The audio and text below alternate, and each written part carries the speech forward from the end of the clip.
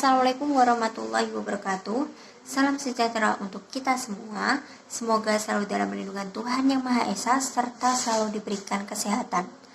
Baik, pertama-tama perkenalkan, nama saya Alicia Risma Sapita Hanim dari jurusan Manajemen Fakultas Ekonomi. Di sini saya akan membahas sedikit tentang COVID-19 dan dampak yang telah ditimbulkan oleh COVID-19 ini di Indonesia.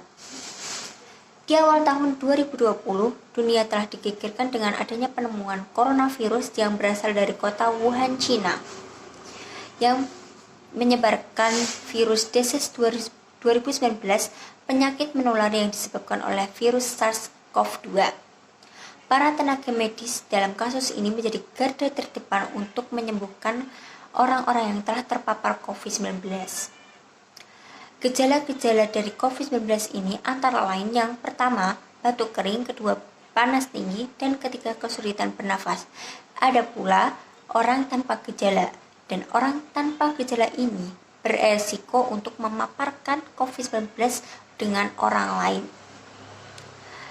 Semenjak Indonesia telah mengkonfirmasi COVID-19 yang pertama, UNICEF telah memimpin berbagai upaya merespon pandemi awal dan status endemik berkelanjutan bersama dengan pemerintahan dan Organisasi Kesehatan Dunia, WHO, dan mitra lainnya. Langkah-langkah yang dilakukan pemerintah untuk menurunkan angka kematian yang disebabkan oleh COVID-19 ini antara lain pertama, pembatasan sosial, kedua, gerakan 5M, dan ketiga, menutup fasilitas umum, dan lain sebagainya. Yang terdampak dari COVID-19 ini adalah lembaga pendidikan dan para sektor UMKM. Dari lembaga pendidikan sendiri, sekolah diliburkan dan dialihkan dengan pembelajaran online. Pembelajaran online ini dinilai tidak efektif karena banyak para siswa yang mengeluh kendala sinyal dan kurangnya pemahaman materi. Namun sayangnya akibat COVID-19 ini ada juga beberapa pelajar yang telah memutuskan untuk keluar sekolah dan mencari pekerjaan untuk membutuhi kebutuhan atau perekonomian di keluarga mereka. Dari segi perekonomian, kerugian yang dialami cukup tinggi.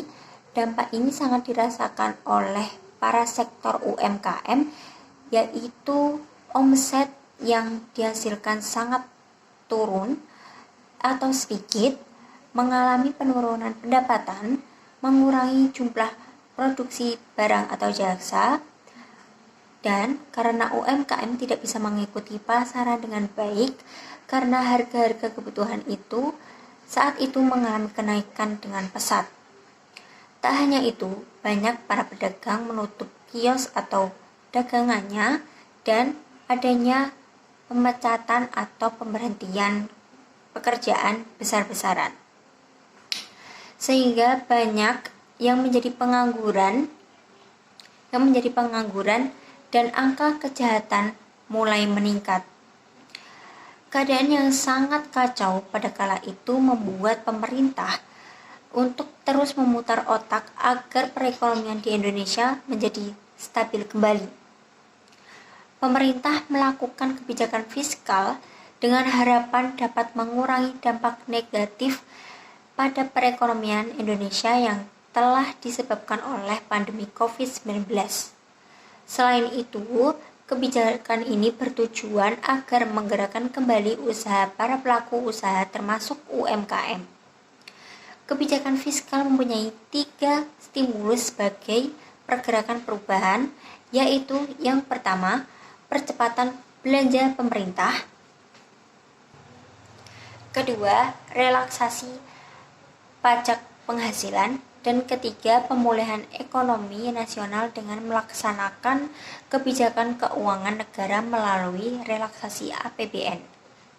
Semua kebijakan yang telah dirancang oleh pemerintah memiliki tujuan agar output pendapatan pada PDB dapat kembali seperti awal dan mengalami peningkatan.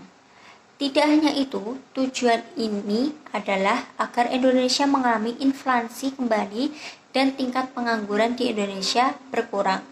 Dapat disimpulkan, ekonomi di Indonesia berdasarkan fakta saat ini membaik karena adanya rancangan kebijakan dari pemerintah. Indonesia mengalami pertumbuhan ekonomi PDB sebesar 3,69%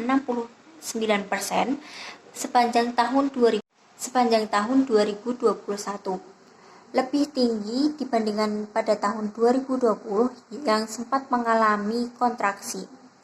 Struktur ekonomi Indonesia secara spasial didominasi oleh beberapa provinsi di Pulau Jawa, kontribusi terbesar dan pesatnya peningkatan kinerja ekonomi. Adapun 5 cara untuk mencegah infeksi dari COVID-19 ini. Yang pertama, mencuci tangan dengan air menggunakan sabun atau disinfektan. Kedua, mengurangi kontak dengan orang yang sakit. Ketiga, melakukan etika batuk dan pakai masker. Keempat, memasak daging dengan tingkat kematangan yang sesuai dan tidak boleh dimasak setengah matang. Dan menjaga daya tahan tubuh serta mengkonsumsi buah-buahan atau makanan yang sehat. Itulah pembahasan COVID-19 yang saya sampaikan, semoga bermanfaat. Kiranya ada tutur kata saya yang salah, saya mohon maaf dan terima kasih banyak. Wassalamualaikum warahmatullahi wabarakatuh.